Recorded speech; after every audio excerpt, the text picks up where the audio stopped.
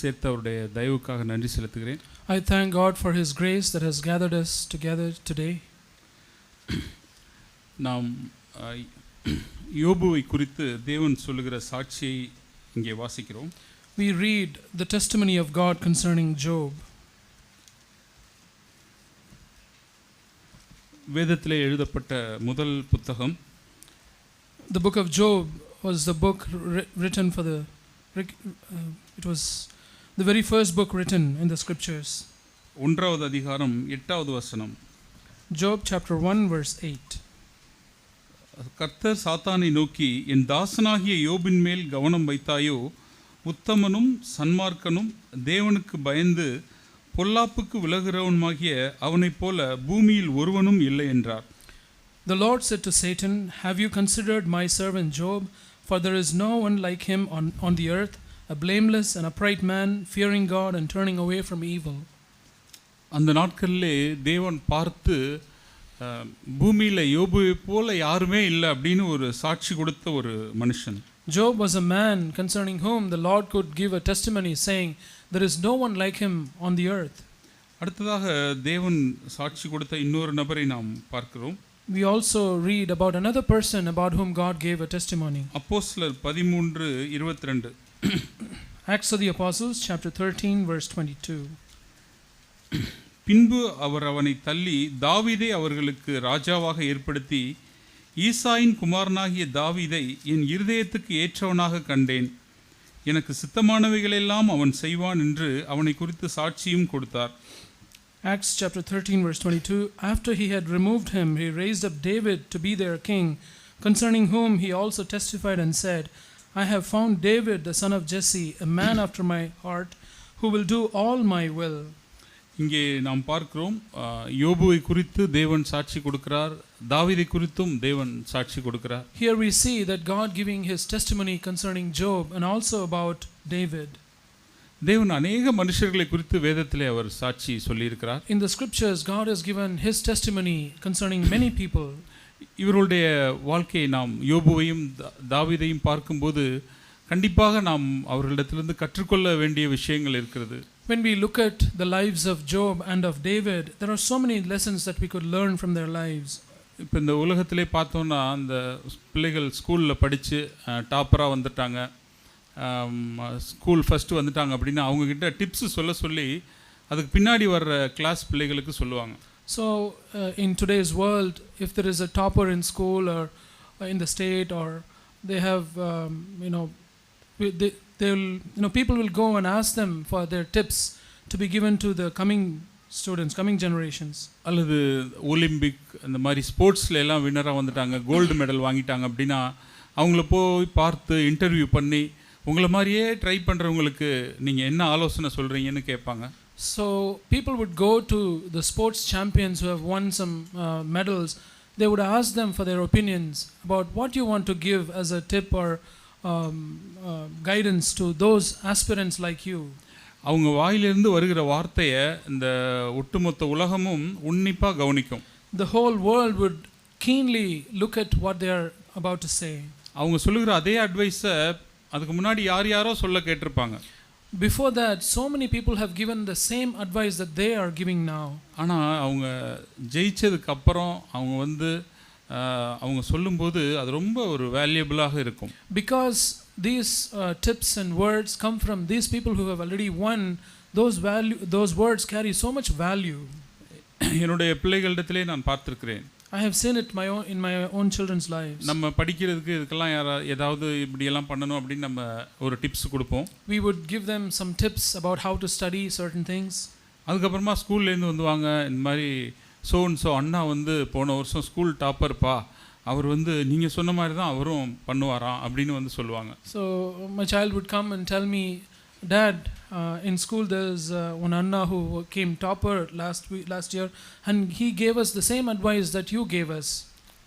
அதனால் யார் ஒரு நல்ல சாட்சி உடையவர்களோ அவர்கள் வாழ்ந்த வாழ்க்கையை பார்த்து நாமும் சவாலிடப்படலாம், அவர்களிடத்திலிருந்து உற்று நோக்கி கற்றுக்கொள்ளலாம். So we can also be challenged by the lives of those people who have overcome, and we can also follow their footsteps. இந்த நாளிலே கூட நான் யோபுவின் வாழ்க்கையிலிருந்தும் உத்தமன் என்றும் சன்மார்க்கன் என்றும் பெயர் பெற்றிருக்கிறானே, இந்த மனுஷனுடைய வாழ்க்கையிலே என்ன காரியங்கள் மறைந்திருக்கிறது என்றும் இருதயத்துக்கு ஏற்ற தாவீதினுடைய வாழ்க்கையிலிருந்தும் ஒரு சில காரியங்களை இங்கே பகிர்ந்து கொள்ளும்படி நான் விரும்புகிறேன். Even today I would like to share a few things from the life of Job, about whom it is said that he is blameless and upright, and also from the life of David, about whom God says he is a man after his own heart. முதலாவது அவர்களிடத்திலே பார்க்கிற ஒரு குணாதிசயம், தங்களை மிகவும் தாழ்மை உள்ளவர்களாக, தேவன்தான் எல்லாமே தங்களுக்கு தந்தார் என்ற எண்ணம் இருதயத்திலே அதிகமாய் வேரூன்றினவர்களாக அவர்கள் இருக்கிறார்கள். The first thing that we see in both of their lives is that they were so humble and deeply rooted that all that they had was only from God. வெறும் வாயின் வார்த்தைக்காக இல்லை, தங்களுடைய வாழ்க்கையில் நல்லா அனுபவித்து நம்ம செய்யக்கூடிய நன்மை, நமக்கு இருக்கிற ஆசீர்வாதம், இது எல்லாமே தேவனிடத்திலிருந்து வந்தது, நான் ஒரு ஜீரோ அப்படின்னு நல்ல அவர்களுடைய இருதயத்திலே சீல் வைக்கப்பட்டிருக்கிறது. So their hearts were sealed with this fact that they were only zeros, and all that they had, all the blessings and all the goodness that they have received are only from God. தாவீது ஒரு ஜெபத்தை செய்கிறார். தன்னுடைய வாழ்க்கையின் முடிவு கட்டத்தில் தன்னுடைய மகனிடத்தில் எல்லாவற்றையும் கொடுத்துட்டு அவர் மரணத்துக்கு போவதற்கு முன்பதாக அவருடைய ஜெபம் ஒன்று எழுதப்பட்டிருக்கிறது. So towards the end of David's life, his prayer is recorded in the scriptures, and what he prayed and what he advised his son Solomon. அவர் இருதயத்திலிருந்து வந்த ஜெபம். That prayer came from his heart. 1 நாளாகமம் 29 நாம் அதை வாசிக்கிறோம். We read that in 1 Chronicles chapter 29. 29:12. 1 Chronicles chapter 29 verse 12. ஐஸ்வரியமும் கனமும் உம்மாலே வருகிறது, தேவரீர் எல்லாவற்றையும் ஆளுகிறவர், உம்முடைய கரத்திலே சத்துவமும் வல்லமையும் உண்டு, எவரையும் மேன்மைப்படுத்தவும் பலப்படுத்தவும் உம்முடைய கரத்தினால் ஆகும். Both riches and honor come from you, and you rule over all, and in your hand is power and might, and it lies in your hand to make great and to strengthen everyone. So தாவீது அவன் எப்படிப்பட்ட நிலைமையில் இருந்தான், இப்பொழுது தேவன் அவனை எப்படி ஆக்கி இருக்கிறார் அப்படிங்கறத அவன் நன்றாய் அறிந்தவனாய் இருந்தான். David was a man who clearly knew that where he was and how God took him and what God made him to be. இப்பொழுது அவனுக்கு இருக்கிற அந்த ராஜ்யபாரம், அவனுடைய அந்த வசதி வாய்ப்பு எல்லாமே தேவனிடத்திலிருந்து வந்தது அப்படின்னு சொல்லிட்டு அவனுக்கு நன்றாய் அறிந்தவன்.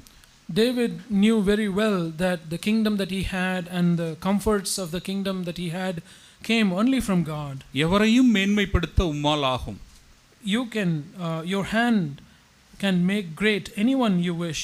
இப்பொழுது நாம் சபையில் இருக்கிறோம். ஒருவேளை தேவன் நமக்கு ஏதாவது ஒரு ஆசீர்வாதத்தை கொடுக்கிறார், அல்லது ஒரு நல்ல சுபாவத்தை கொடுத்திருக்கிறார், அல்லது ஏதோ கொஞ்சம் இயேசுவின் சுபாவம் நமக்கு இருக்கிறது அப்படின்னா அது தேவனிடத்திலிருந்து வந்தது. So we are in the church today, and if we have some goodness in us or some divine nature that we have, it is only from him. அதன் பிறகு அவர் சொல்லுகிறார், தேவனுக்கு அவங்க கொடுக்குறாங்க, அந்த ஜனங்கள்லாம் கொடுக்குறாங்க, தாவீது கொடுக்குறார், எத்தனையோ காரியங்களை செஞ்சிருக்காரு. செஞ்ச பிறகு அவர் சொல்லுகிற அந்த ஸ்டேட்மெண்ட் என்ன அப்படின்னா 14, இப்படி மனப்பூர்வமாய் கொடுக்கும் திராணி உண்டாவதற்கு நான் எம்மாத்திரம், என் ஜனங்கள் எம்மாத்திரம், எல்லாம் உம்மால் உண்டானது, உமது கரத்திலே வாங்கி உமக்கு கொடுத்தோம். The people of Israel offered God so many things, and even King David gave God so many things, and after doing all that, he says in verse 14, but who am I and who are my people that we should be able to offer as generously as this? For all things come from you, and from your hand we have given you. ஆம் சகோதர சகோதரிகளே, தாவீதினுடைய இருதயத்தில் அவனுக்கு ஒரு எல்லா அளவும் கூட இதை நான் தேவனுக்கு செஞ்சிட்டேன், இது என்னுடைய காரியம், இதோ நாங்களாம் எவ்வளவு உதாரத்தமாக கொடுக்குறோம் அப்படிங்கிற எண்ணம் ஒரு ஜீரோ அளவுக்கு கூட இல்லை. Yes, brothers and sisters, David did not have an iota of thought in his heart that he made so much of sacrifices, so many things he has offered to God. No. யோபுனுடைய வாழ்க்கையிலையும் நாம் பார்க்கிறோம், அவனிடத்திலும் அந்த ஆவி இருக்கிறது. We see the same thing, the same spirit in Job's life also. யோபு 31வது அதிகாரம். Job chapter 39. யோபு அந்த நாட்களில் ஒரு பெரிய செல்வ சீமானா இருந்தார்.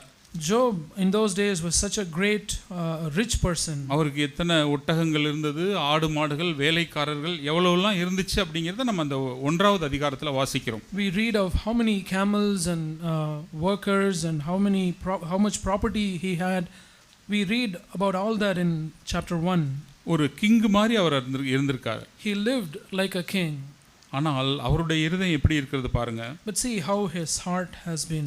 31:24 யோபு 31வது அதிகாரம் 24வது வசனம். Job chapter 31 verse 24. நான் பொன்னின் மேல் என் நம்பிக்கையை வைத்து தங்கத்தை பார்த்து நீ என் ஆதரவு என்று நான் சொன்னதும், என் ஆஸ்தி பெரியதென்றும் என் கைக்கு மிகுதியும் கிடைத்ததென்றும் நான் மகிழ்ந்ததும், சூரியன் பிரகாசிக்கும் போதும் அல்லது சந்திரன் மகிமையாய் செல்லும் போதும் நான் அதை நோக்கி என் மனம் ரகசியமாய் மயக்கப்பட்டு என் கையை முத்தி செய்தது உண்டானால் இதுவும் நியாயாதிபதிகளால் விசாரிக்கப்படத்தக்க அக்கிரமமாய் இருக்கும். If I have put my confidence in gold and called fine gold my trust, if I have gloated because of my wealth was great and because my hand had secured so much, if I have looked at the sun when it shone or the moon going in splendor, and my heart became secretly enticed and my hand threw a kiss from my mouth, that too would have been an iniquity calling for judgment, for I would have denied God above. So இதிலிருந்து நமக்கு என்ன தெரிகிறது, அவர் பொன்னின் மேலே நம்பிக்கை வைக்கல, அவருக்கு இருந்த அந்த செல்வ செழிப்பின் மேலே நம்பிக்கை வைக்கல. அப்படி என்னைக்காவது நான் என் ரகசியமாக ஓகே எனக்கு இவ்வளோ ப்ராப்பர்ட்டி இருக்குது, இவ்வளோ அசட் இருக்குது, ஒரு சேஃப்டியாக இருக்கும் அப்படின்னு ஒரு சின்ன எண்ணம் வந்துருச்சுன்னா கூட அது எப்படிப்பட்ட காரியமாக இருக்கணும் அப்படின்னா எல்லாருக்கும் முன்னாடி வச்சு விசாரிக்கப்பட வேண்டிய ஒரு பெரிய தப்பாக இருக்கும் அப்படின்னு சொல்கிறார். We see here that Job did not put his confidence in gold or his wealth, but if he put he desired and thought to himself that okay, I have this wealth, I have this property, this might be of some help, some protection for me in the future, then he says that thought should be punishable before everybody. அந்த வேதத்தினுடைய முதல் புத்தகம் இந்த நியாயப்பிரமாணம் இதெல்லாம் எழுதுறதுக்கு முன்னாடி உள்ளது. அப்போவே அவருடைய அந்த தரத்தை நாம் பார்ப்போம். This book of Job was written even before the rest of the scriptures was written about the law was written. See how his spirit had been even at that point in time. ஒரு காரியம் வெளியரங்கமாக கண்டுபிடிச்சாங்க அப்படின்னா அந்த மோசேயினுடைய நியாயப்பிரமாணத்தின்படி அவங்கள நியாய விசாரணை செய்யலாம். If someone were found to be guilty of something, they could be judged before people according to the law. ஆனால் நான் இருதயத்தில் நான் அப்படி நினச்சிருந்தா கூட ஓகே எனக்கு ப்ராப்பர்ட்டி இருக்குப்பா, எவ்வளோ நான் பணக்காரன், என்னை தேவன் எப்படியெல்லாம் ஆசீர்வதிச்சிட்டாரு, நான் எவ்வளோ ரிச்சு அப்படின்னு கொஞ்சமாக ஒரு மின்னல் மாதிரி என் மனசில் வந்தால் கூட அதை நியாயாதிபதிகள் விசாரிக்கட்டும் அப்படின்னு சொல்கிறார். But Job says, if I have this thought that I have these properties and wealth for my security, even if it is in my heart, he says, let the judges come and judge me because I had that thought. ஆம் சகோதரர்களே, அப்படி இருதயத்தில் அந்த புதிய ஏற்பாட்டு வாழ்க்கையினுடைய அந்த தரம் அவன் இருதயத்தில் இருந்தது. Yes, brothers and sisters, he had this standard in his heart of the new covenant. அவருக்கு எவ்வளோ சொத்து ஆஸ்தி இருந்தாலும் அதன் மேலே அவருடைய நம்பிக்கை இல்லை. Even though he had so much of property and wealth, he did not put his trust in them. இன்றைக்கு ஒருவேளை நமக்கு அந்த மாதிரி ரிச்சஸாக பணம் இல்லாமல் நாம் இருக்கலாம். Today we may not have so much of riches or wealth or money like his. ஆனால் தேவன் நமக்கு கொஞ்சம் கொஞ்சம் கொடுத்திருக்கிற ஒரு கிஃப்ட், ஒரு தாளந்து, ஒரு நற்கிரியை அல்லது தேவனுடைய சுபாவத்தில் கொஞ்சோண்டு இந்த காரியங்கள் இருக்கிறது. So but there are definitely some gifts or some talents or some goodness or some of his characters that God has given us. அதை பார்த்து நாம் இருதயத்திலே முத்தி செய்கிறோமா? Do we throw a kiss looking at it in our heart? அல்லது இந்த காரியத்தை நான் எவ்வளோ பெஸ்ட்டாக செஞ்சுட்டேன், or do we think that oh how greatly have I done this thing, நான் எவ்வளோ ஒரு உதார குணமாக இருக்கிறேன், oh how generous a man I am, நான் எவ்வளோ ஒரு தாழ்மையுள்ள நபராக இருக்கிறேன், or how humble a person I am, N wife இப்படி நடந்துக்கிறாங்க ஆனாலும் நான் எவ்வளோ ஒரு கைண்டாக பொறுமையாக போகிறேன், my wife is behaving with me like this but see how patiently I am conducting myself toward her, அல்லது என் கணவருக்கு நான் எவ்வளவாய் கீழ்ப்படுகிற ஒரு மனைவியாக இருக்கிறேன், oh how what a submissive wife to my husband am I, அல்லது சிறு பிள்ளைகள் எங்கள் ஸ்கூலில் இருக்கிற பசங்கள்லாம் எவ்வளோ மோசமாக இருக்காங்க ஆனால் நான் எவ்வளோ நல்ல பையனாக இருக்கிறேன், or young children could be thinking oh there are so many people in my class who are wicked but see how good a person I am, நான் பரவாயில்ல, I'm all right. ஸோ இப்படிப்பட்ட எண்ணங்கள்லாம் இருந்துச்சுன்னா நம்ம யோபுவை போலவே நம்மளை பார்த்து அருவருத்து, ஆண்டவரே இது உமக்கு முன்பதாக நியாயம் விசாரிக்கத்தக்க ஒரு அக்கிரமமாக இருக்கட்டும் நாம் சொல்லுவோம். If we have such thoughts in our hearts, let us judge it, abhor those thoughts like Job abhorred. Let us say, let me be judged because of this. அப்படி நாம் தேவனுக்காக ஏதாவது செய்தோமானால் தாவீதை போல, ஆண்டவரே இப்படி மனப்பூர்வமாய் செய்வதற்கு நான் எம்மாத்திரம் ஆண்டவரே, அப்படி ஏதாவது நான் செஞ்சேன்னா அது உம்மிடத்திலிருந்து வந்ததா இருக்கும். Or if we did something for the Lord, let us say like David, Lord, what did I do to you without your giving me those things? நான் நரகத்துக்கு மாத்திரமே பாத்திரவான் ஆண்டவரே. I am worthy of going to hell alone, Lord. நீர் என்னை ரட்சிக்காவிட்டால் நான் மோசமான ஒரு நபராய் இருந்திருப்பேன். Lord, if you had not saved me, I would have been a worst sinner. அப்படி அவர்கள் வாழ்ந்தார்கள் சகோதர சகோதரிகளே. That's how these two men lived, brothers and sisters. அதுபோல அவங்களுக்கு இந்த பூமியில இருக்க இந்த வாழ்க்கையை பார்த்து ஒரு ஸ்பிரிட் ஆஃப் பெர்மனன்சி, அதாவது நிரந்தரமா இது இருக்க போகுது அப்படிங்கிற ஒரு ஸ்பிரிட் அவர்களிடத்துல இல்லை. So we don't find a spirit of permanency concerning the things of this world. 1 நாளாகமம் 29:15 தாவீது சொல்லுகிற அந்த ஸ்டேட்மெண்ட்டை பார்க்குறோம். We see the statement of David's in 1 Chronicles chapter 29 verse 15. பூமியின் மேல் எங்கள் நாட்கள் ஒரு நிழலை போல இருக்கிறது, நிலைத்திருப்போம் என்னும் நம்பிக்கை இல்லை. For we are sojourners before you and tenants, as all our fathers were. Our days on earth are like a shadow and there is no hope. தங்களை குறித்து இது நம்ம எப்போவுமே நமக்கு எப்பொழுது ஒரு பிரச்சனை, நமக்கு ஒரு டிஸ்டர்பன்ஸ் வரும் அப்படின்னா, when would we have a disturbance in our life? இது பர்மனெண்ட்டாக இப்படியே இருக்க போகுது அப்படின்னு எந்த விஷயத்தை நம்ம பார்த்தோமானாலும் நமக்கு ஒரு disturbance உருவாயிரும். Whichever thing that we look at and say that is going to be permanent, then we will be disturbed by it if that is shaken. நமக்கு யாரோ பிரச்சனை கொடுக்குற ஒரு நபர், there is a person who always gives some kind of trouble to us, அல்லது நம்ம வாழ்க்கையில் இடைப்படுகிற வேலை செய்கிற இடத்துல வீட்டில் இருக்கிறவர்கள் எல்லாம் நம்ம பார்க்கும்போது, or when we look at the people in our office or the people at our homes, இவங்க எல்லாம் இப்படி தான் இருப்பாங்க, அதனால் நான் இப்போவே இதை அலர்ட்டாக இருந்து கரெக்ட் பண்ணணும் அப்படின்னு சொல்லிட்டு மாம்சீகமாக நம்ம நினைக்கும் போதெல்லாம் நம்ம டிஸ்டர்ப் ஆகிடுவோம். So when we think that these people will always be like this, they will not change, so I have to do something with my own fleshly effort to change them, then we will be disturbed. ஆனால் ஆண்டவரே, இந்த நிலையற்ற இந்த வாழ்க்கை, but this is a temporary life, புகையை போன்ற ஒரு வாழ்க்கை, this is a life like a mist. மோசே சொல்லுவார்னு நினைக்கிற ஒரு இடத்துல, எங்களுடைய வாழ்க்கை ஒரு கதை மாதிரி அப்படியே போயிடுது அப்படின்னு சொல்லுவார். Moses in his psalm says we spent our days like a story. நாங்கள் எதையும் கொண்டு வந்ததில் ரொம்ப பர்மனெண்ட்டாக அப்படியே இங்கே இருக்க போகிறது கிடையாது. We have not brought into this world anything. Nothing is going to be permanent in this world. அப்பப்போ இடையில எங்களை டிஸ்டர்ப் பண்ணுகிற ஜனங்களை பார்த்து நாங்கள் டிஸ்டர்ப் ஆகிவிட வேண்டாம். We should not be disturbed by people who come in our way and cause disturbances to us. தாவீது கிட்ட அந்த ஒரு ஆவி இருந்தது. David had that spirit. அவ்வளோ பெரிய சீமான் ராஜா, ஆனால் எங்களுடைய வாழ்க்கை ஒரு நிழல் மாதிரி ஆண்டவரே அப்படின்னு சொல்கிறார். He was such a wealthy person, he was a king, but he says, Lord, our life is like a shadow. நம்ம ஷேடோவை எவ்வளோ நேரம் பார்க்க முடியும்? How long would we be able to observe our shadow? டக்குன்னு சன்லைட் இல்லை அப்படின்னா shadow இருக்காது. If there is no sunlight, we wouldn't have any shadow. அந்த மாதிரி இந்த பூமியின் மேல நம்பிக்கை வைக்காத ஒரு ஸ்பிரிட் அவர்களிடத்தில் இருந்தது. So these men had a spirit of not putting their trust in the things of this world.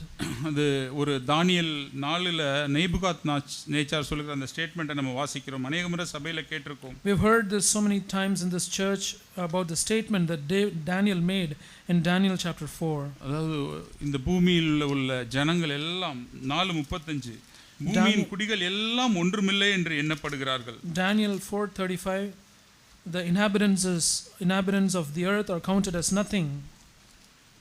அதனாலே அவர்களிடத்தில் இருந்த அந்த ஆவி ஒரு ஸ்பிரிட் ஆஃப் பெர்மனன்சி அப்படி கிடையாது. இருக்கிற வரைக்கும் தேவனை உயர்த்தி வாழ்ந்த வாழ்க்கை. So they did not have a spirit of permanency. They exalted the Lord as long as they lived. அடுத்ததாக தேவன் நம்முடைய இருதயத்தை பார்க்கிறார் அப்படின்னு பார்த்து வாழ்ந்தவர்கள் 2 பேருமே. And these two men were people who lived with the thought that God looks at their hearts. யோபுவினுடைய வாழ்க்கையிலே பார்க்கிறோம். யோபு 31வது அதிகாரம். We read in the life of Job, in Job chapter 31. ஒன்றாவது வசனத்திலிருந்து நான் வாசிக்கிறேன். Let me read from verse 1. என் கண்களோடே உடன்படிக்கை பண்ணின நான் ஒரு கன்னிகையின் மேல் நினைப்பாயிருப்பது எப்படி? அப்பொழுது உன்னதங்களிலிருந்து தேவன் அளிக்கும் பங்கும் உன்னதத்திலிருந்து சர்வ வல்லவர் கொடுக்கும் சுதந்திரமும் கிடைக்குமோ? இங்கே யோபு சொல்லுகிறார், நான் என் கண்களோட ஒரு உடன்படிக்கை பண்ணிவிட்டேன். Job says here, I have made a covenant with my eyes. இப்போ ஒரு கன்னிகையை நான் ரகசியமாக பார்த்து ரசிக்கிறது எப்படி? How is it possible for me to secretly look at a woman and desire her beauty? அப்படி நான் செஞ்சிட்டேன் அப்படின்னாக்க உன்னதத்திலிருந்து தேவன் அளிக்கிற பங்கு எனக்கு வராதே. If I did that, I will not receive the portion of God from above. தேவனுக்கு முன்னாடி வாழ்ந்த மனுஷன். He was a man who lived before the eyes of the Lord. அதாவது வெளியரங்கமாக விபச்சாரம் பண்ணினாதான் பனிஷ்மெண்ட் அப்படிங்கிற காலகட்டத்துக்கு முன்னாடி இருந்த நபருடைய ஆவி. See, the spirit of a person who lived before a time when it was a sin when you commit adultery outwardly. இந்த மனுஷனை பார்த்து தான் தேவன் உத்தமன், தேவனுக்கு பயந்து பொல்லாப்புக்கு விலகுகிறவன் சாட்சி கொடுத்தார். Looking at this man, did the Lord say that this Job was a man who feared God, turned away from evil, he was upright and blameless. நான் கண்கள்னால இச்சிக்கிறத இந்த உலக மனுஷர்கள் பார்க்காம நான் தப்பிச்சிரலாம். I might escape the eyes of the people of the world when I lust after a woman. ஒரு பெண் ஒரு ஆணை பார்த்து இச்சிப்பதோ, a woman lusting after a man, அல்லது ஒரு ஆண் ஒரு பெண்ணை பார்த்து இச்சிக்கிறதோ, or a man lusting after a woman, இதை இந்த உலக மனுஷர்களுக்கு தெரியாது அப்படின்னு நம்ம நினைத்துக் கொள்ளலாம். We might think that nobody in this world, the people of this world, know about. ஆனால் உன்னதத்திலிருந்து ஒருவர் பார்த்து கொண்டிருக்கிறார். But there is one from above who is always looking at these things. அவர் சர்வ வல்லவர் அதை பார்த்து கொண்டிருக்கிறார். He is the Almighty who looks at these things. அவர் நமக்கு ஒரு பங்கு, ஒரு ஆசீர்வாதத்தை ரிசர்வ் பண்ணி வைத்திருக்கிறார். And he has reserved a portion, a blessing for us. ஆனா நான் அப்படி இச்சித்து நான் பாவம் செய்யும்போது நான் அந்த சர்வ வல்லவர் கொடுக்கிற பங்கையும் நான் ஆசீர்வாதத்தை நான் இழந்து போய் விடுகிறேன். So if I lust after these things, I would definitely lose the portion, the gift, the blessing that God has for us. இந்த ரகசியத்தை தேவனிடத்திலிருந்து சாட்சி பெற்ற அந்த மனுஷன் நமக்கு சொல்லி கொடுக்கிறார். This secret, this man who received testimony from God is teaching us. தேவன் எப்படிப்பட்டவர் அப்படினு அவர் 4 இருந்து 6 வரைக்கும் அவர் சொல்லுகிறார். He talks about how God is from verses 4 through to 6. அவர் என் வழிகளை பார்த்து என் நடைகளை எல்லாம் எண்ணுகிறார். Does he not see my ways and number all my steps? நான் மாயையிலே நடந்தேனோ, என் கால் கபடு செய்ய தீவிரித்ததோ என்று சுமுத்திரையான தராசிலே தேவன் என்னை நிறுத்து என் உத்தமத்தை அறிவாராக. If I have walked with a falsehood and my foot has hastened after deceit, let him weigh me with accurate scales and let God know my integrity. தேவன் நம்முடைய நடைகளை எண்ணுகிறாராம். The Lord counts our steps. நம்ம எங்க போறோம், எதுக்காக போகிறோம், நம்ம எப்படிப்பட்ட வாழ்க்கை வாழுகிறோம், என்ன நினைக்கிறோம், எல்லாமே அவர் எண்ணிக்கொண்டிருக்கிறார். So God is numbering all our steps, where we go, for what purpose we go, and what thoughts are we entertaining in our minds. நான் மாயையில இந்த உலகத்துல நான் சிக்கி கிடக்கிறேனா? Am I entangled with the futility of this world? அல்லது என்னிடத்துல ஒரு கபடம் இருக்கிறதா? Or is there any deceit in my life? இப்படி எல்லாம் ஏதாவது இருந்துச்சு அப்படினா ஒரு பெர்ஃபெக்ட்டான ஒரு தராசுல அத வச்சு எவ்வளவு இருக்கு இல்லங்கறத தேவன் சொல்வாராக அப்படினு சொல்லிட்டு யோபு சொல்லுகிறார். So Job says, if I have such things in my life, let him weigh me with accurate scales and judge me. அவர் தன்னுடைய உத்தமத்தை அப்படி சொல்றாரு. ஒரு பகிரங்கமாய் அவராலே சாட்சி கொடுக்க முடிகிறது. He is able to publicly testify about this. என்னுடைய உத்தமத்தை அவர் அறிந்து கொள்ளட்டும் அப்படிங்கிறார். Let God know my integrity. So அப்பொழுது எப்படிப்பட்ட ஒரு மனுஷனாய் அவர் வாழ்ந்திருப்பார். See how he lived. தேவன் அவரை குறித்து கடைசியா சொல்லும்போது யோபு தன் வார்த்தையினால அவர் பாவம் பதறி பேசலன்னு ஒரு சாட்சியை கொடுக்கிறார். God, when he gave a final testimony about him, he said that he did not he was not hasty in his speech. அவர் ஒருவேளை அவர் சுயநீதி அவர் பெருமையா இருந்தாலும் தேவன் அதை அவர் பின்பான் பண்ணல, அவரை தாழ்த்துகிறார். Even though at times Job was self-righteous and he justified himself, and because he humbled, the Lord did not account all those things. அவரால் தைரியமா இப்படிப்பட்ட ஒரு வாழ்க்கை வாழ்ந்தேன்னு சொல்ல முடிகிறது யோபுவால. Job was able to boldly proclaim that he had lived such a life. அதை பார்த்து நாம் சவாலிடப்பட வேண்டும் சகோதர சகோதரிகளே. We should be challenged by looking at that, brothers and sisters. யோபுவும் தேவன் இருதயத்தை பார்க்கிறார் அப்படிங்கறத நல்லா அறிஞ்சிருந்தார். Job also very well knew that the Lord was looking at his heart. So இந்த நியாயத்தையும் அவர் சொல்றார், இதுவும் ரகசியமா இருதயத்தில் உள்ள பாவம் தான். And he says that this is also a sin which is hidden in the heart. இதுவும் நியாயாதிபதிகளால விசாரிக்கப்பட வேண்டிய அக்கிரமம்னு அப்படின்னு சொல்றாரு. He says this is also worthy of judgment by the judges. 11வது வசனத்துல அதை நம்ம வாசிக்கிறோம். We read that in verse 11. எவ்வளவு பெரிய ஒரு high standard. See what a high standard he had. அதன் பிறகு தாவீதினுடைய இருதயத்தை நாம் பார்க்கிறோம். And then we see the heart of David. 1 நாளாகமம் 29:17 அதை நாம் வாசிக்கிறோம். We read that in 1 Chronicles chapter 29 verse 11. இவர் யோபு பாவம் பண்ணாமலே தேவனுடைய இருதயத்தை அவர் நல்லா புரிஞ்சுக்கிட்டாரு.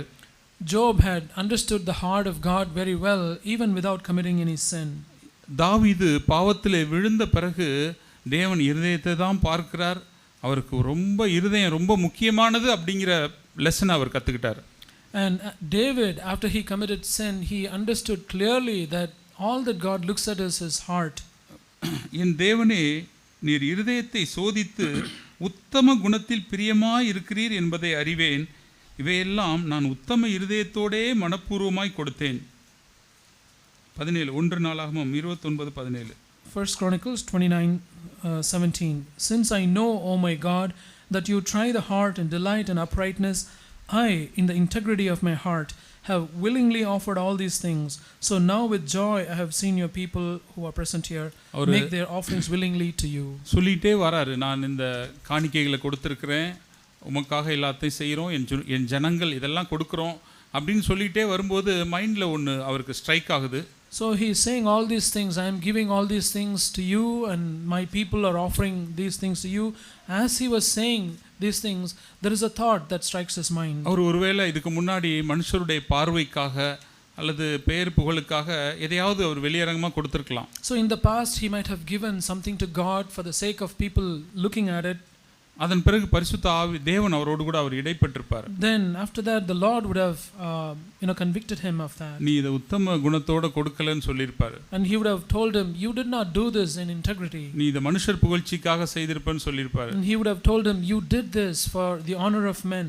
அப்போ ஒரு லெசனை கத்துக்கிட்டு இருப்பார். Then he would have learned a lesson. Okay, தேவன் இருதயத்தை தான் பார்க்கிறார். Okay, now God is concerned only about the heart. என்னிடத்துல இருந்து வெளியரங்கமா வருகிற அந்த ஆக்டிவிட்டி என்ன அப்படிங்கிறது தேவனுக்கு unimportant. So it's very unimportant for God to see what I do outwardly. நான் என்ன செய்யறேங்கிறது முக்கியம் இல்ல. It is not important what I do. உத்தம குணத்தோட கபடு இல்லாமல் செய்கிறேனாங்கிறது தான் தேவனுக்கு ரொம்ப முக்கியம். But it is very important to God whether I do it with integrity and with uprightness of heart. தேவனால அவர் convict Pannapattu He was convicted by God. இப்ப தேவனுக்கு கொடுக்கிறார். And now he is giving it. கொடுத்துட்டு தேவன்ட்டே சொல்றார். And he says that to God. இப்ப நான் எல்லாமே உத்தம இருதயத்தோட தான் உங்களுக்கு கொடுத்திருக்கேங்கிறது உங்களுக்கு தெரியும் அப்படின்னு சொல்றாரு. You know that I have given all these things in the integrity of my heart. இப்பொழுது நான் என்னுடைய பேருக்காகவோ அல்லது கனத்துக்காகவோ நான் ஒன்றையும் செய்யல. Lord, I did not do anything for my name or for my honor. ஆம் சகோதர சகோதரிகளே, நாம் ஒரு காரியத்தை செஞ்சு முடிச்சிட்டு தேவனுக்கு முன்னாடி நின்று நம்மை நாம் நிதானித்து பார்ப்போம். Yes, brothers and sisters, after we have done something for God, let us stand ourselves before God and judge ourselves. ஆண்டவரே, இத நான் உத்தம குணத்தோட செய்தேனா?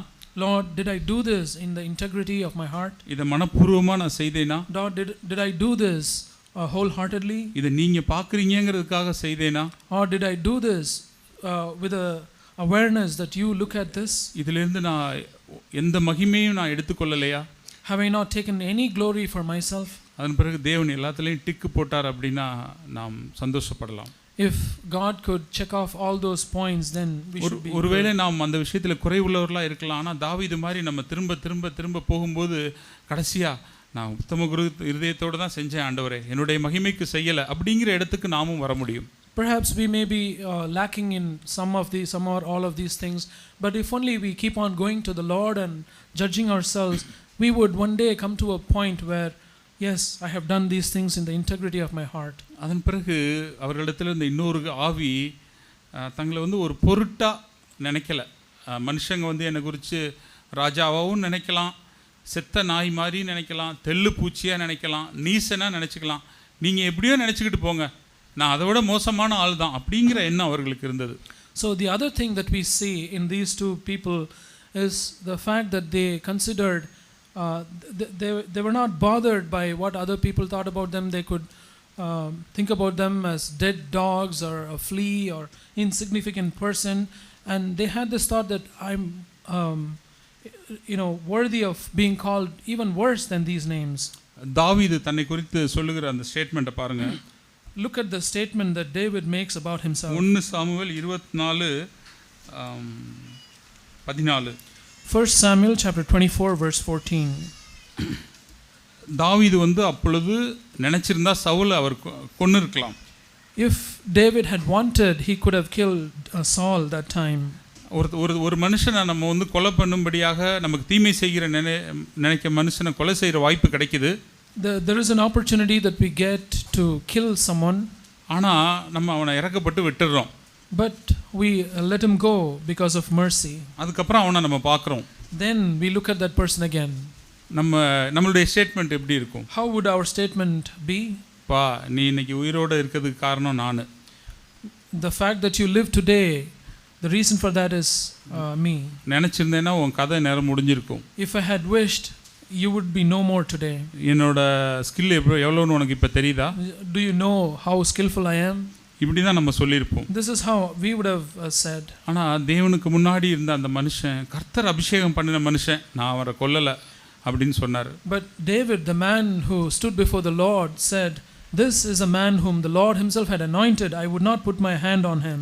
ஆனால் தான் உயிரோடு விட்ட அந்த நபருக்கு முன்னாடி தன்னை அவர் எப்படி அழைத்துக் கொள்கிறார் அப்படின்னு பாருங்க. But look at how he calls himself before the man Saul. 14வது வசனம். Verse 14. ராஜா யாரை தேட புறப்பட்டார்? ஒரு செத்த நாயையா, ஒரு தெள்ளு பூச்சியையா? நீர் யாரை பின்தொடர்கிறீர்? After whom has the king of Israel come out? Whom are you pursuing? A dead dog, a single flea? அவனுக்கு உயிர் பிச்சை கொடுத்ததே தாவீது தான். He himself let him live. ஆனால் அவனுக்கு வந்து அவன் தன்னை எப்படின்னா, நான் ஒரு செத்த நாய், ஒரு தெள்ளு பூச்சி, ஒரு சாதாரணமான நபர் அப்படிங்கிற எண்ணம் அவனுக்கு இருந்தது. But he had this ordinary thought, a humble thought about himself, that he said, I am only a dead dog, a single flea. 2 Samuel 6லையும் அவர் தன்னை இப்படி தான் அழைத்துக் கொள்கிறார். In 2 Samuel chapter 6 he calls himself in the same way. 22வது வசனம். 2 Samuel 6:22. 2 Samuel 6:22. அந்த அவங்களோட wife வந்து சொல்கிறார், என்னப்பா நீ ஒரு கிங்காக இருந்துக்கிட்டு ரோட்டில் போய் இப்படி ஆடுறியே அப்படின்னு சொல்லிட்டு அவங்க ஷேமாக ஃபீல் பண்ணி அவர்கிட்ட சொல்கிறாங்க, தாவீதோட ஒய்ஃப்.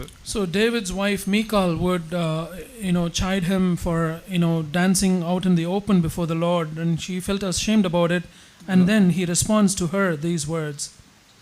ஆனால் இதை பார்க்கிலும் இன்னும் நான் நீசனும் என் பார்வைக்கு அற்பனும் ஆவேன் அப்படின்னு சொல்றார். I will be more lightly esteemed than this, and I will be humble in my own eyes. ஆம் சகோதர சகோதரிகளே. Yes, brothers and sisters. தன்னை குறித்து ஒரு லோ எஸ்டிமேட் இருந்துச்சு. He had a low estimate about himself. தேவன் தன்னுடைய இருதயத்துக்கு ஏற்றவர்னு சொன்ன மனுஷன். He was a man whom God called a man after my heart.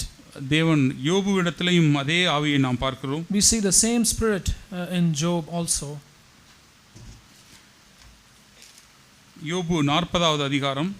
Job chapter 40. 4வது வசனம். Verse 4. இதோ நான் நீசன், நான் உமக்கு என்ன மறு உத்தரவு சொல்லுவேன்?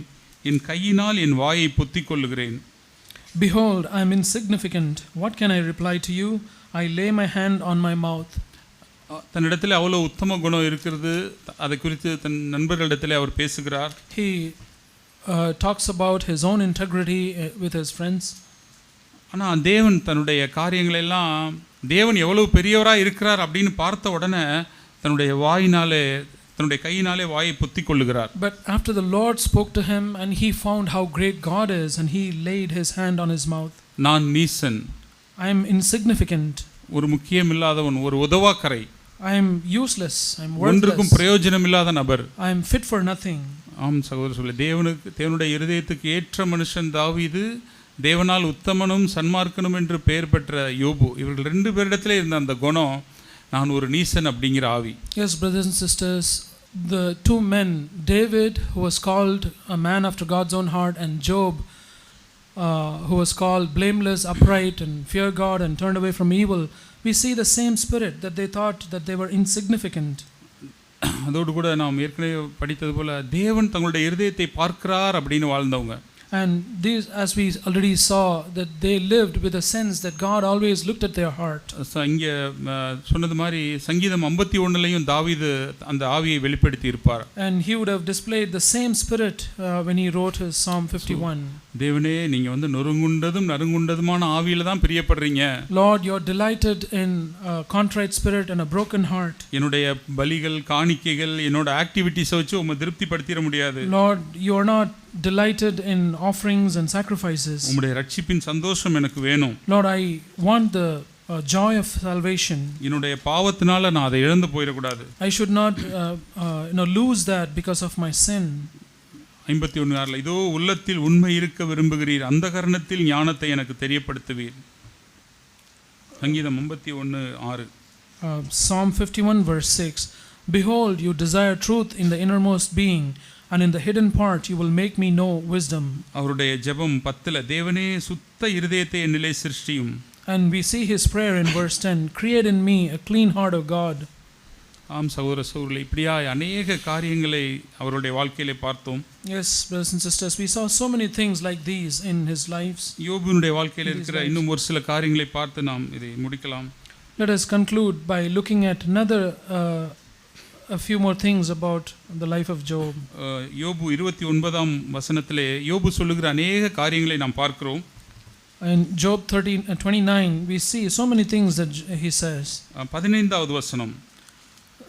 Job 29 verse 15. நான் குருடனுக்கு கண்ணும் சப்பானிக்கு காலுமாய் இருந்தேன். I was eyes to the blind and feet to the lame. ஒரு கிங் மாதிரி இருந்த யோபு.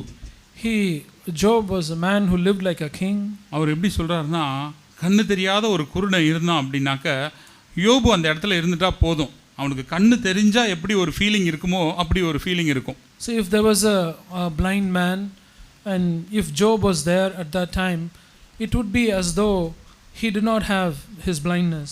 நடக்க முடியாத ஒரு சப்பானியா, கால் ஊனமான ஒரு நபர் பக்கத்துல யோபு இருந்தார் அப்படின்னா நடந்தா உண்டாகிற சந்தோஷத்தை அந்த மனுஷன் பெற முடியும். If there was a lame person and Job was with him, and that lame person would have the joy of a person who is able to walk. அவனிடத்தில் இந்த ஆவியை நாம் பார்ப்போம் சகோதர சகோதரிகளே. Let us look at this spirit in them. ஒருவேளை பிசிக்கலா போய் கண்ணு தெரியாதவங்களுக்கு உதவி செய்கிறதோ அல்லது நொண்டியா இருக்கவங்களுக்கு ஹெல்ப் பண்றதோ அது ஒரு பக்கம், அது இருக்கட்டும். So let this thing remain at one side, helping the blind and the lame. ஆனால் நம் மத்தியிலே ஆவிக்குரிய விதத்தில் எத்தனையோ பேர் குருடர்களாய் சப்பானிகளாய் நாம் இருக்கிறோம். So in our midst there are so many people who are spiritually blind and lame. அப்படிப்பட்டவர்களை பார்க்கும்போது அந்த சிஸ்டருக்கு கண்ணே தெரியல, இவ்வளோ நாள் இருக்காங்க, சரியாக பார்க்க முடியல அப்படின்னு நம்ம ஃபீட்பேக் பாஸ் பண்ணுறோமா? So looking at a brother or a sister, are we passing some kind of feedback saying, oh, this person, this brother or sister has been in the church for so long and they are not able to see this, they are blind spiritually. இந்த பிரதருக்கு நடக்கவே முடியாது, எப்போ பார்த்தாலும் இவர் நொண்டிட்டு தான் இருப்பார். So this brother is not at all able to walk, he will always be limping. ஆனால் அப்படிப்பட்ட சகோதர சகோதரிகள் நம்மளை பார்த்த உடனே அவங்க ஆவி பூஸ்ட் ஆகி அவங்க கண்ணு தெரிகிற அனுபவத்தை பெறுகிறாங்களா? But when such brother or sister, when they look at us, do they have the same delight as a person who has eyes and who are able to walk have? அல்லது நம்ம வீட்டில் உள்ளவங்களுக்கு நம்ம அப்படி இருக்கமா first? Or are we like that to the people in our homes? என்னுடைய மனைவிக்கோ அல்லது என் கணவருக்கோ ஏதோ விஷயத்தில் அவங்களுக்கு பார்வை குறைபாடு இருக்கிறது. So to my husband or my wife, in some way they are lacking some sight, spiritual sight. கண்ணு தெரியல, they are not able to see. ஏற்கனவே அவங்களுக்கு கண்ணு தெரியல, already they are blind. அவங்கள போயிட்டு உனக்கு கண்ணு தெரியல பாரு, என்னதான் நீ எல்லாம் இருக்கியோ, ஒரு வேலை செய்ய தெரியல, அங்கே போய் முட்டிக்கிற இங்கே போய் முட்டிக்கிற அப்படின்னு நான் ஒரு ஃபீட்பேக் கொடுத்தா நான் எவ்வளோ இரக்கமில்லாத மனுஷனாக இருப்பேன். So if I look at them and say, oh, you don't have sight, you go there and hit yourself there, and you go this side and you hit a block, And if I pass a comment like that, then how unmerciful I am to my wife or husband. அல்லது கால் நடக்க முடியாத கணவனாக இருக்கிறார். Or it could be the husband who is not able to walk. ஆவிக்குரிய விதத்தில் கால் நடக்க முடியாத மனைவியாக இருக்காங்க. Or it could be a wife who is not able to spiritually walk. ஏற்கனவே அவங்க அப்படி இருக்காங்க. She is already like that. அவங்கள போய் எந்திரிச்சு இந்த வேலையெல்லாம் செய்யக்கூடாது, கால் நடக்க முடியலன்னு ரீசனை சொல்லிட்டு இருப்பியா அப்படின்னு நான் குறை சொன்னால் எவ்வளோ ஒரு இரக்கம் இல்லாதவனா இருப்பேன். How unmerciful a person I would be if I go and ask my wife saying, oh, why are you not doing this or that because you say you are lame. ஆம் சகோதரர் சொல்லி நாம் அப்படிப்பட்டவர்களை பார்க்கும்போது நாம் கண்ணாக இருந்து விட வேண்டும். Yes, brothers and sisters, when we look at such people, we should be eyes for them. ஆவிக்குரிய விதத்திலே குருடாய் ஊனனாய் இருக்கிறவர்களுக்கு நாம் உதவி செய்கிறவர்களாய் நாம் இருக்கணும். Let us be people who help people who are spiritually blind and lame. அடுத்ததாக யோபு எப்படி பேசுவார் அப்படின்னு சொல்லியிருக்கிறார். Then he says, Job says how he would speak. 22வது வசனம், verse 22. என் பேச்சுக்கு பேசாமல் இருந்தார்கள், என் வசனம் அவர்கள் மேல் துளி துளியாய் விழுந்தது. After my words they did not speak again, and my speech dropped on them. அப்படி அவர் துளி துளியாக அவர் பேசுகிறதுனால அவங்க கேட்குறவங்க எப்படி இருக்காங்களாம், மழைக்கு காத்திருக்கிறது போல் எனக்கு காத்திருந்து பின்மாரிக்கு ஆசையுள்ளவர்கள் போல் தங்கள் வாயை என்று திறந்திருக்கிறார்கள். In verse 23, they waited for me as for the rain and opened their mouth as for the spring rain. யோபுவினுடைய வார்த்தைகள் அவ்வளோ ஒரு கைண்டாக என்கரேஜிங்காக அவர் பேசுகிறதுனால அவரை கேட்குறவங்க ஒரு வறண்ட நிலம் மழைக்காக வெயிட் பண்ணிக்கிட்டு இருக்கும்போது எப்படி இருக்குமோ, எப்போ யோபு பேசுவார் நம்ம கேட்போம் அப்படின்ட்டு இருந்தாங்களாம். So because Job's words were so kind and smooth, the people who listened to Job were eagerly waiting when Job would speak so that their parched land would be filled, quenched. Okay, இப்படி எல்லாம் இவ்வளோ ஆசையாக கேட்க இருக்காங்க அப்படின்னு சொல்லிட்டு யோபு மடை திறந்த வெள்ளம் மாதிரி அவர் அட்வைஸோ அல்லது ஸ்பீச்சோ அவர் கொடுக்கல. Because the people who listened to him had such an expectation about him, he did not keep on giving advice or exhortation to them. அவர் எப்படி கொடுத்துருக்காரு அப்படின்னா அந்த சொட்டு நீர் பாசனம்னு நம்ம கேள்விப்பட்டிருப்போம். So we would have heard about the drip irrigation. தண்ணியையும் save பண்ணலாம், அந்த பிளான்ட்டுக்கு தேவையான அளவு தண்ணி கிடைக்கும்.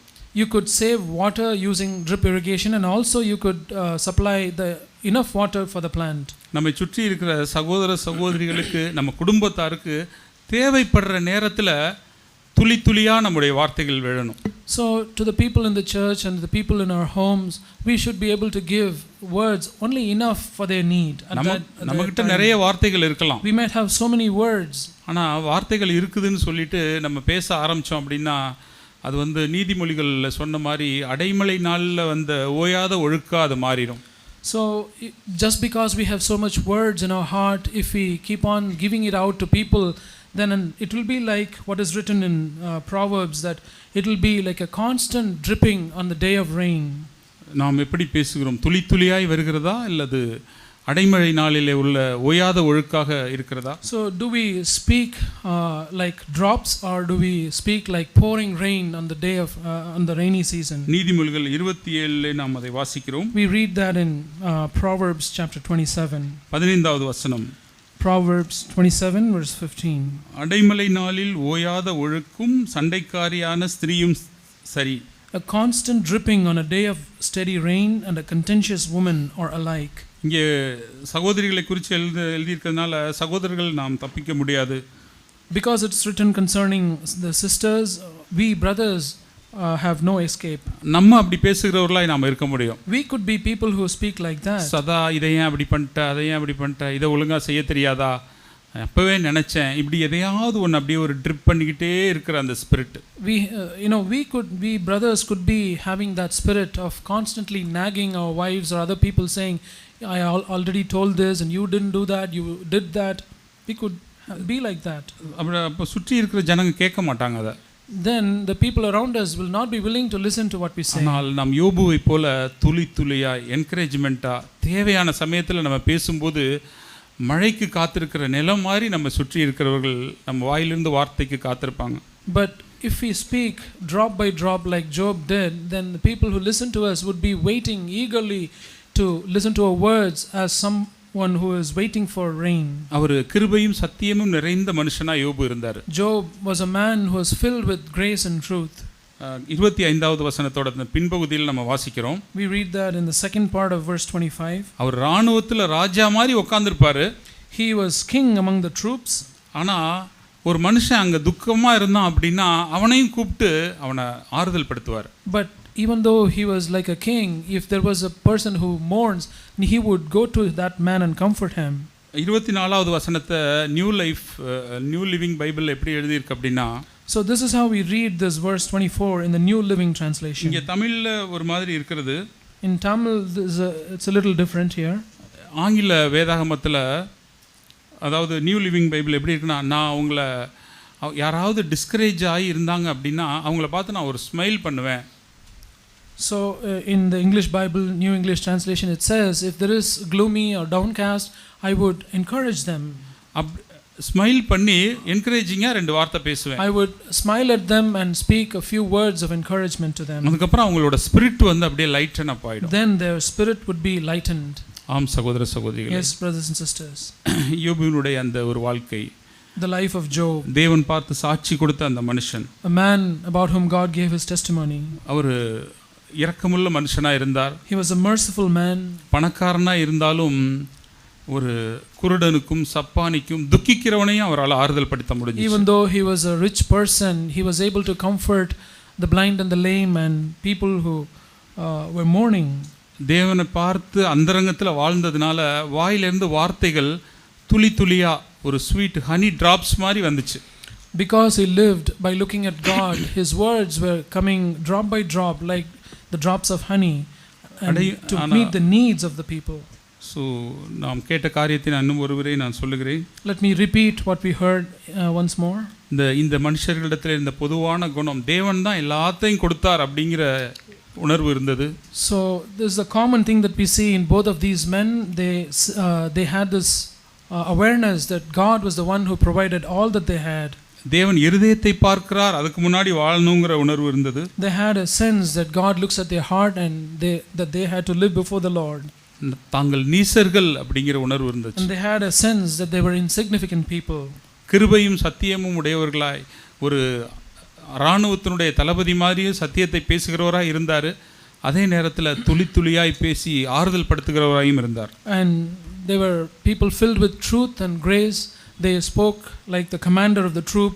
They spoke the truth like that, and they were able to encourage the weak, comfort the mourning people, full of grace. தேவன் நமக்கு அப்படி வாழ உதவி செய்வாராக. May God help us to live like that.